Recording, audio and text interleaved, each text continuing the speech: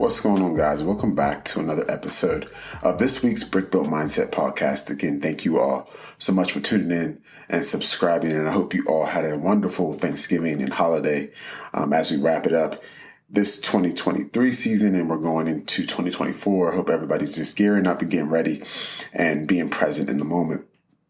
So today, I want to talk about roles we play in one another's lives. How many times have you put an expectation on a relationship and they aren't quite fulfilled? Or even worse, you don't set one and you subconsciously place one out of history or previous experiences, things that feel familiar, and it ends up being unfulfilled and you end up being disappointed. This is something that we all do. And like I said, it eventually ends up being a disappointment, not only for you, or if somebody that you care about, they don't even realize it, that they're not living up to the expectation that you have, and they're also disappointed. The role we play in others' lives isn't always the role that they play in ours. We sometimes place the same role we play on them, expecting them to do what we would do, say what we would say, be where we would be. And all these things tend to lead, again, to disappointment and resentment and bitterness. Maybe they aren't as thoughtful as we are, or maybe they're not as good with words, or maybe they aren't as accountable or as disciplined, or maybe they aren't in that same growth mindset that you may be in right now. And all that is perfectly fine.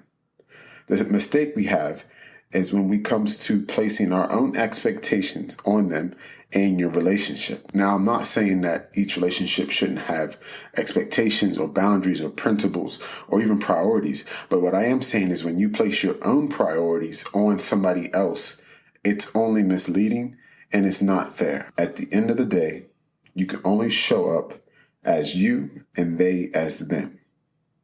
It'll never be equal, nor should we ever expect it to be.